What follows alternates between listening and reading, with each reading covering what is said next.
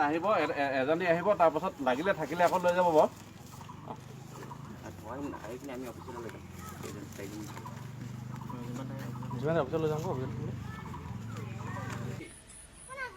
আমি সদায় দৰিদ্ৰসকলৰ দুখীয়াসকলৰ লগত আছো আৰু সেইকাৰণে আজি পুনৰবাৰ বিভিন্ন দল সংগঠন ব্যৱসায়িক সমাজ সেইসকলে লগ লাগি গঠন কৰা ডিৰাক অঞ্চলৰ ডিৰাক কৰোনা সাহায্য গোট নামৰ এটা যিটো হোৱাটছএপ গ্ৰুপ আছিলে সেই গ্ৰুপটোৰ জৰিয়তে নিজৰ ভিতৰতে সংগ্ৰহ কৰা যিখিনি খাদ্য সামগ্ৰী সেই খাদ্য সামগ্ৰী আজি খৰমেচাৰী গাঁও 50টাতকৈ অধিক পৰিয়ালক আমি সেই খাদ্য প্ৰদান কৰিলোঁ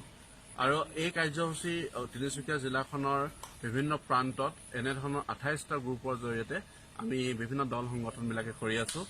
আৰু এই কাৰ্য আমি ভৱিষ্যতেও যেতিয়ালৈকে আমাৰ লকডাউন চলি থাকিব ৰাইজৰ অসুবিধা হ'ব খাদ্য সামগ্ৰী নাটনি চলি থাকিব তেতিয়ালৈকে আমাৰ এই কাৰ্যসূচী চলাই থাকিবৰ কাৰণে আমি সিদ্ধান্ত লৈছো যে এতিয়া যিটো কৰোনা ভাইৰাছৰ আতংক এই কৰোনা ভাইৰাছৰ আতংক শেষ নোহোৱা পৰ্যন্ত আমি ৰাইজৰ সমস্যাবিলাক সমাধান কৰিবৰ কাৰণে ৰাইজৰ সমস্যাবিলাকৰ বুজ ল'বৰ কাৰণে বিভিন্ন অঞ্চললৈ গৈ আছো তিনিচুকীয়া জিলাখনৰ উপৰিও ডিব্ৰুগড় জিলা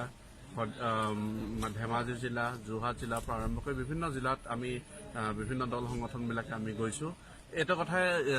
আমি ইয়াৰ পৰা গম পাইছো যে যদিও চৰকাৰে খাদ্য সামগ্ৰী যোগান ধৰিছে যোগান ধৰাৰ পাছতো কিন্তু বহু পৰিয়াল এতিয়াও খাদ্য সামগ্ৰীৰ নাটনিত ভুগি আছে চৰকাৰী সাহায্যৰ পৰা তেওঁলোক বঞ্চিত হৈ আছে বা তেওঁলোকে কিছুমান কম পৰিমাণৰ চৰকাৰী সাহায্য পাইছে যদিও এতিয়া 2 মাহ ধৰি লকডাউন চলি থকাৰ কাৰণে তেওঁলোকৰ সেই খাদ্য সামগ্ৰীৰ নাটনি ঘটিছে এই কথাবিলাক আমি গম পাইছো গতিকে চৰকাৰক এই বিষয়টোবিলাকৰ সম্পৰ্কত তেওঁলোকে গুৰুত্ব প্ৰদান কৰি এই বিষয়বিলাক নিষ্পত্তি কৰিবৰ কাৰণে চৰকাৰক আহ্বান জনাইছে